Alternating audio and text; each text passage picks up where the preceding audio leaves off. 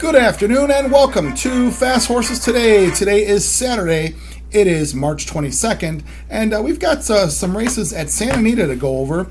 I think there's a nice sequence of races there in the latter half of the card that could really propel a nice payoff in the late pick 5. So that's what I'm going to do. I'm going to play the late pick 5, and that starts in the 5th race today. So let's get started there at Santa Anita. Now, the 5th race does have approximate post time about 3 o'clock Pacific time, so 5 o'clock here, Central Time Zone. And the 5th race starts out as a first level allowance race. This is 6 furlongs on the grass, so that's the flat grass course, and that's 4-year-olds and up. And I've got 3 horses here that I want to put in. There's an interesting scratch. The 3 horse is scratched out of the race. That was one of the 2 Mark Glad horses. That horse was a factor at 7-2 in the morning line, so that changes things a little bit. I've got 3 horses I'm going to put in. I feel like one of these 3 will get this pick 5 started. I'm going to go with the 2 horse, who is Agency, who is also from Mark Glad. Now, this horse, at one time, really would have rolled over this field, and had won at this level. The reason this horse is in here now is because they are putting him in for a $50,000 claim. So, this horse has been running with better. He was originally entered a couple weeks back in a $30,000 non-winner of 3 claiming race, which was also scheduled on the turf, but it rained that day. Races were taken off the turf. They end up scratching them, so they're putting them in here for 50. So makes me think they like them. They didn't want to lose them for 30s, but they might lose them for 50 here. This horse is 10-1. Mike Smith takes the call. Smith has been on this horse, some time ago when he first started his career, but 10-1 will take a shot with Agency that maybe he can make it back on his comeback here in this race. So we got 2. And also put the 5 horse with Zeus's War for Tim McCanna, Aso Espinoza. Now, this horse tried the turf first time last time. Ended up running a nice race, in a pretty fast race on a 6 furlong flat grass course. Ended up coming 4th. It was kind of a blanket finish, won by King Apollo. Dancing Rinka was in the race. Noble Reflection. This horse was right there with him, at this level. This horse has run with some nice horses, at Santa Anita, when he has chosen to come here, and also ran with some nice horses when he's gone back up north. So, this horse is 2-1 in the program. We'll see if this horse did, like I said, ran nicely first time out on the turf, which was his most recent start. And, certainly is worth a look here at 2-1. So that would be Zeus's War. Then finally, I'm going to put the 8, who is Schwarzmeyer for Peter Urton. Abel Lascano on the horse. Now, this horse seems to really have found a home on the turf sprinting on these flat grass races. He comes off a 2-race win streak. Ended up getting claimed from John Sadler, so Urton made the claim in one of the starter allowance races. He came back to win with him in that next level starter allowance. So, he's all out of those starter conditions, so they're putting him in for the first level allowance. And, based on his last 2 races, he ran really nicely.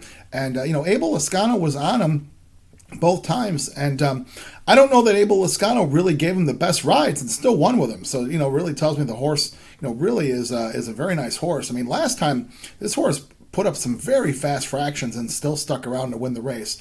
I would hope that he didn't try that tactic today, because I don't know if that would work here. But, this horse certainly is very live, I feel, at 3-1. That would be Schwarzmeyer. So we're going to start out the pick 5 with the 2, 5, and the 8.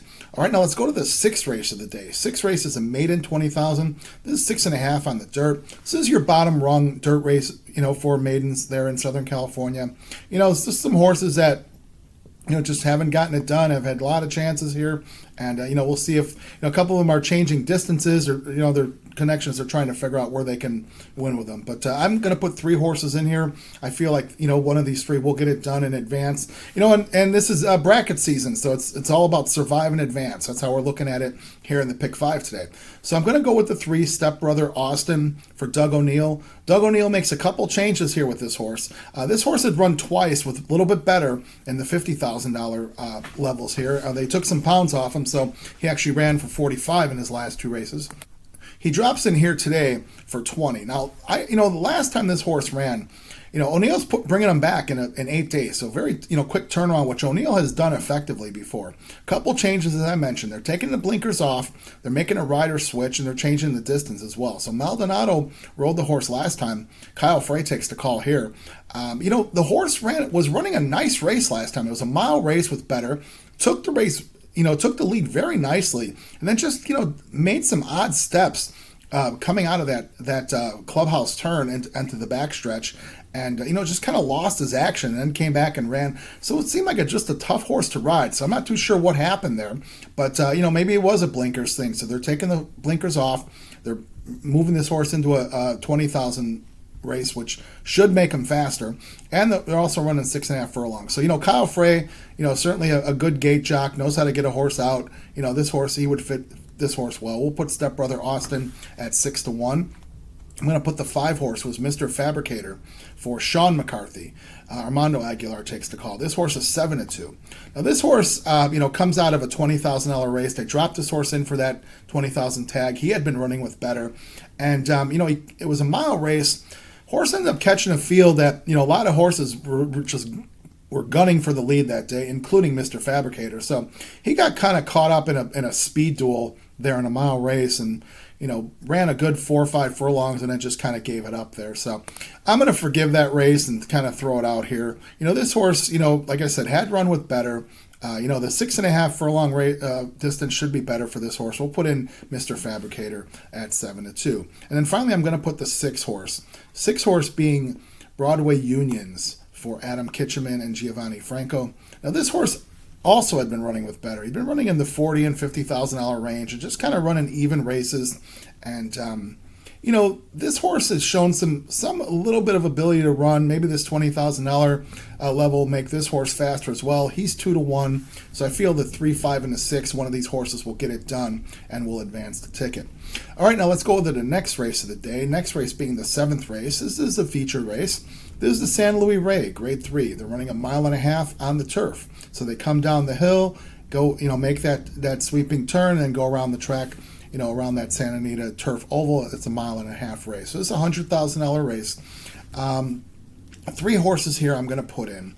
I'm going to put in the 2 Phil D'Amato horses, which we'll speak about momentarily. But first, I'm going to put in the 1 who is Wizard of Westwood for Michael McCarthy and Kazushi Kimura. So we welcome Kazushi Kimura. He ran yesterday. He did win a race, and he got beat on the wire, I think, in another race. So Kimura is certainly riding well, in his first day back. But I'm going to give this horse a shot here, Michael McCarthy. Now, this horse, when this horse has run on the turf and run longer races, he seems to have run his best. So, he won at 1.25 miles back in the Cinema Stakes, back when they ran that. They tried it at 1.25 miles that year, which I thought was a good idea. He ended up leading him wire to wire and took him the distance at 1.25 miles. So I think running long is probably what this horse wants to do.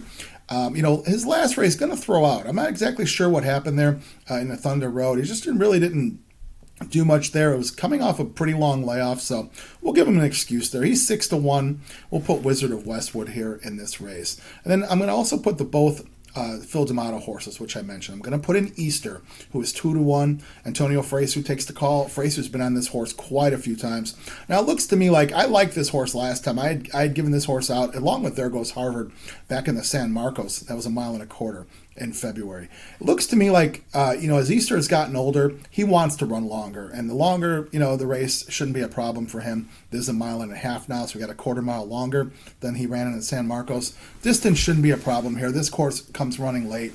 So I think, as I mentioned, as this horse has gotten older, seems like he might want to run longer. 2-1, so no secret here. We'll put this horse in. And then finally, we'll put the 6 horse in, who is the favorite in Gold Phoenix at 7-5 for Phil D'Amato. Now, this horse, certainly from class standpoint, seems to tower over these guys. I just don't know if this horse is ready to win today.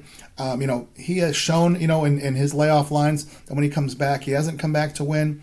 And, I don't know that, the goal is a $100,000 Grade 3 race with Gold Phoenix for Phil D'Amato. It might be something further down the line, like maybe the Charlie Whittingham or another race. It's a little bigger purse and a little more prestigious. But, even if this horse is probably not, cranked up to be his best, still could beat this field. He is 7-5, but, I'm putting 3 horses in because I'm not exactly sure that Gold Phoenix is ready to win today. But we'll put the 1, 3, and the 6 to try to advance the ticket. All right, now let's go back. Let's go on to the 8th race. 8th race is a 6.5 furlong dirt race, and this is a condition claimer. This is a non-winner of 3 for $20,000. And, a couple scratches in this race, which I thought were important. The 1, Havoc, is scratched, and then the 10 is also scratched, the 10 being Tequila Talkin'.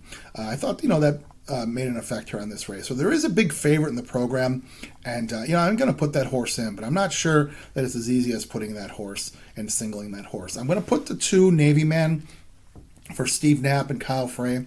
Now, this horse at one time, there's probably a lot of promise for this horse. This horse was purchased for $475,000, so things didn't pan out, for the original owners. They put this horse into a claim. First time they put this horse into a claiming race, the horse did get claimed out of that race for $20,000 by Steve Knapp. So Knapp had run this horse twice in claiming races, at different distances, once on the turf, once on the dirt. I think his last race, the last time the horse ran was a 6 furlong race, same type of level here. Didn't get the best of breaks and probably, cost this horse a chance of winning the race. So I think maybe with a little bit better break, going 6.5 here, should be a, good distance here for this horse. 9-2, we'll put Navy Man in here. Then as a long shot, I'm going to put the 7 horse. 7 horse being Carol's Comic for Val Brinkerhoff, Abel Lascano. This horse is 30-1 in the program. And, Carol's Comic's been on the Southern California circuit for several years now. And every so often, this horse does show up and pops. And, it's one of those things where, he's 6-year-old gelding now. So, I'm sure he has his issues, as we all do. And, as I said, every so often this horse shows up. I do like his last race that he ran. He ran 4th, but I thought he ran a nice race that day.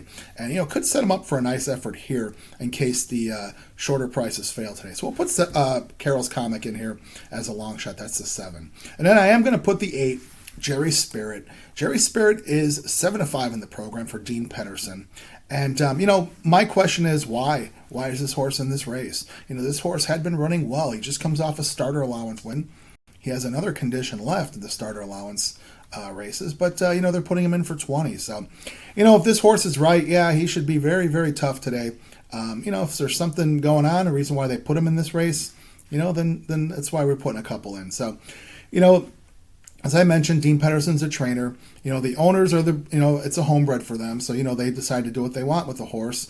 And, they're putting him in for this. So we'll see what happens here. Aguilar takes the call again. Aguilar has been on this horse for his last several rides and, for a couple of his wins. So 7-5, I see it. But, I just wonder, we got to ask the question why this horse might be in the race. But we'll put the 2, 7, 8 in the pick 5 to advance the ticket.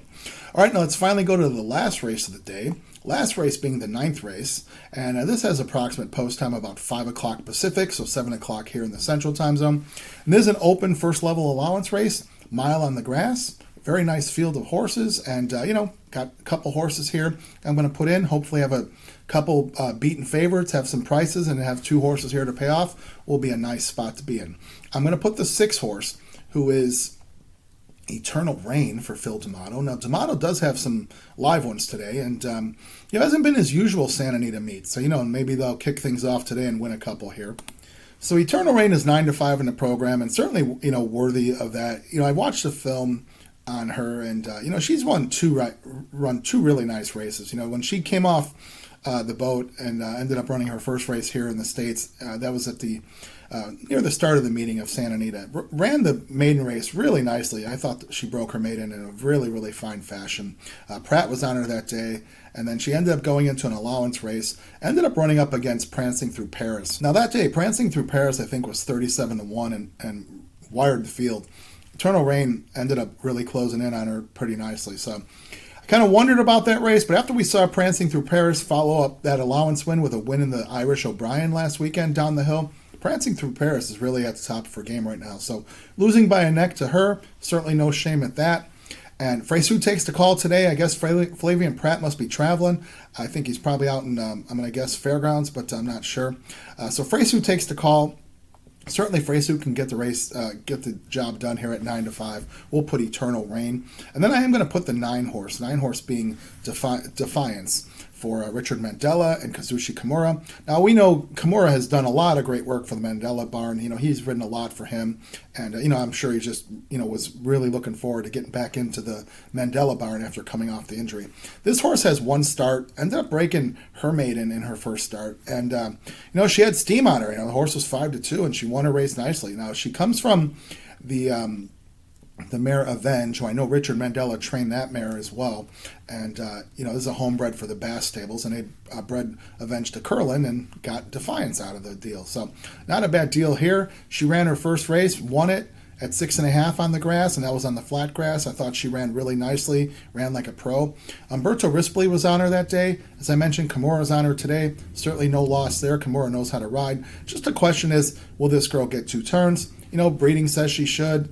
She looked like she, in her running style, 2 turns shouldn't be a problem. So we'll put the 6 and a 9 to cap off the ticket. All right, now let's recap the day and recap the tickets. Okay, so today for Saturday, March 22nd, we got a late pick 5, which does start in the 5th race over at Santa Anita. We're going to start out the pick 5 with the 2, 5, 8, with the 3, 5, 6, with the 1, 3, 6, with the 2, 7, 8, with the 6 and 9. And today, that pick 5 ticket does cost $81. I feel it's got the potential to really pay. If we could beat a couple favorites, we'll see a really nice payoff there. So as always, if you see fit, you can play as is. You can add or subtract. You can play the pick 3s within it, play the pick 4, or even that late pick 3, which really, is a nice bet. I do it myself, as well as the late daily double. So whatever you decide to do, I wish you the best of luck. Let's wish ourselves some good luck here and some good trips. And let's wish the folks over at Santa Anita a great, safe day of racing today. And as always, I thank you so much for watching Fast Horses today.